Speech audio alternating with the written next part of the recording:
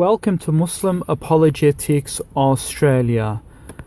Bart Ehrman, who's a New Testament scholar in Christianity and the New Testament, he speaks about a Facebook post that he just recently posted on the 2nd of February, where he speaks about the famous story of the account of Jesus and the woman taken into adultery.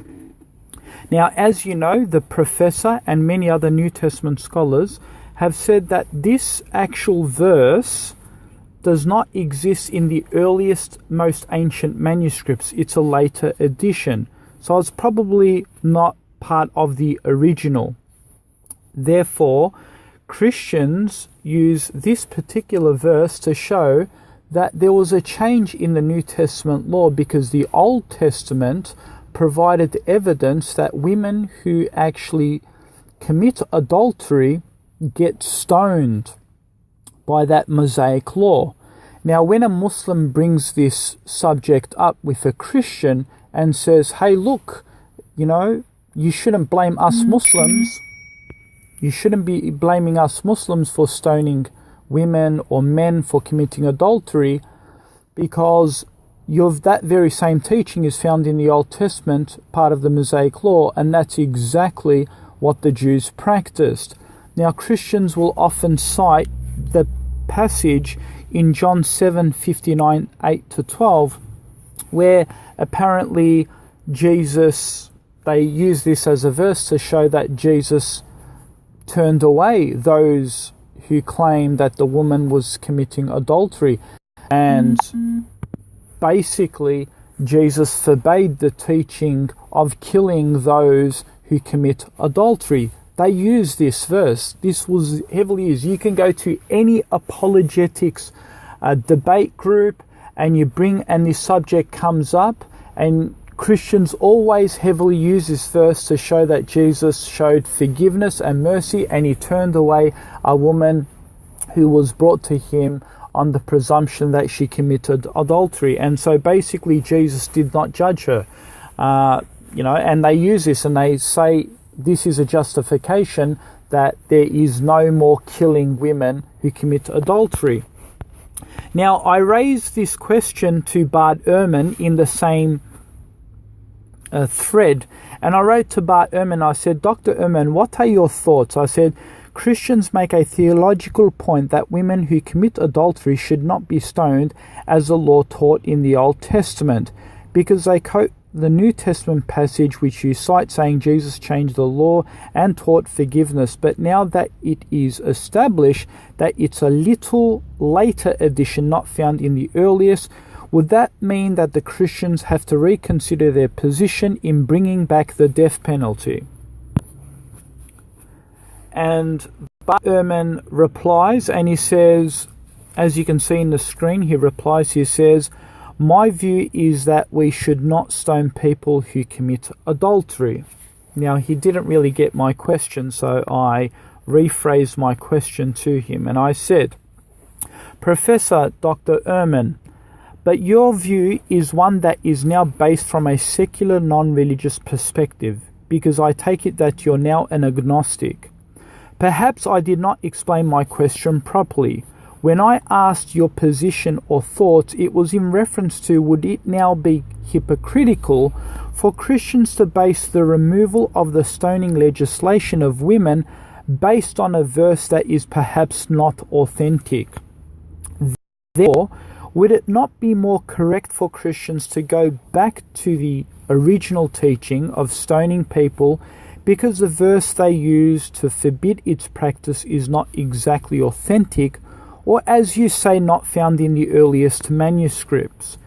Would that be not a more correct Orthodox Christian position to have, to practice the stoning of women, since they don't have an authentic verse that forbids its practice? I hope that's a better clarification.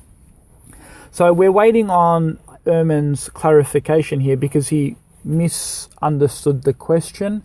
So our basic position is, does he think that the Christians are hypocritical because they're not holding on to the old custom and the laws? And should Christians go back to the old laws, because the New Testament laws don't suggest to forbid some of those Old Testament laws. Another Christian actually came back and said Christians aren't under the law, they are under the grace. Patty Floyd wrote back, and I responded back to Patty by saying Christians are commanded to follow the Ten Commandments. They are equally commanded to follow the laws that forbid homosexuality and so forth. Saying Christians are not required to follow these laws are not biblical. That is why we have Christians who oppose going against biblical laws. Where do you think mainstream Christians derive their laws not to practice or indulge in homosexuality?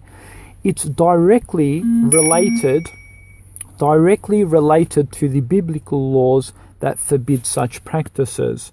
Pat Floyd writes back and says, there's more to it than that. Christians aren't hypocritical. They are. So I'm actually saying to Patty Floyd, I'm not wanting your opinion. I'm interested in Ehrman's opinion on that matter.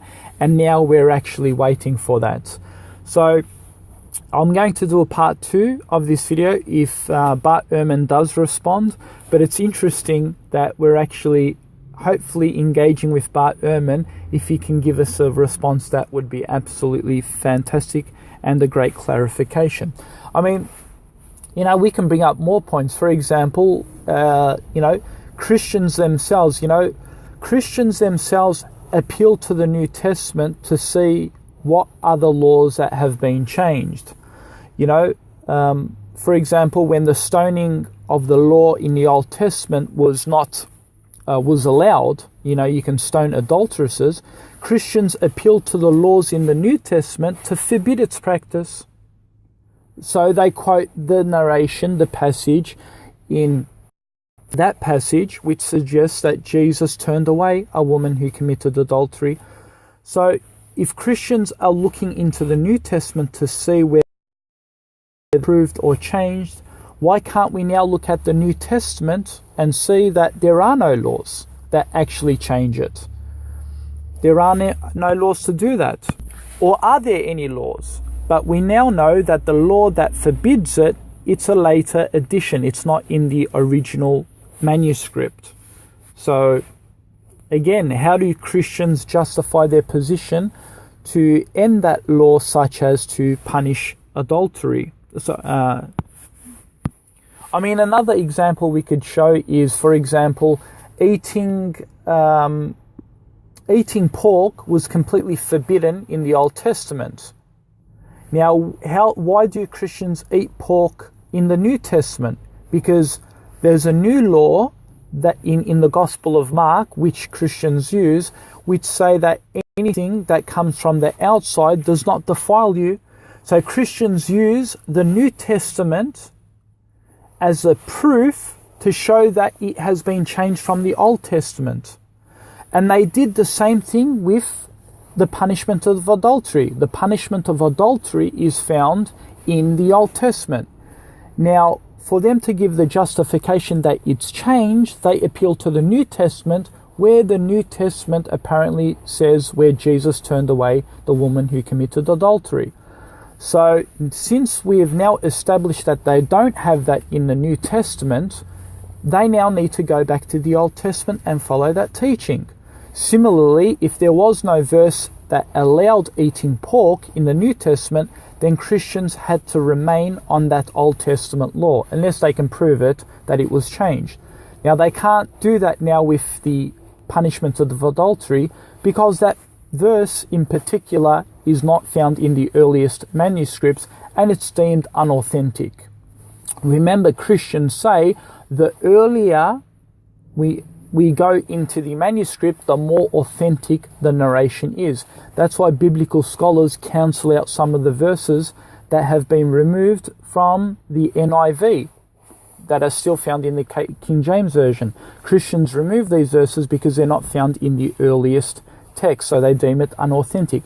So why do we not see the same consistency here?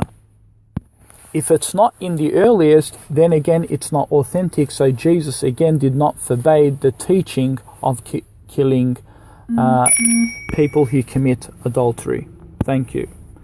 So stay in tune for part 2. We'll see if Bart Ehrman responds.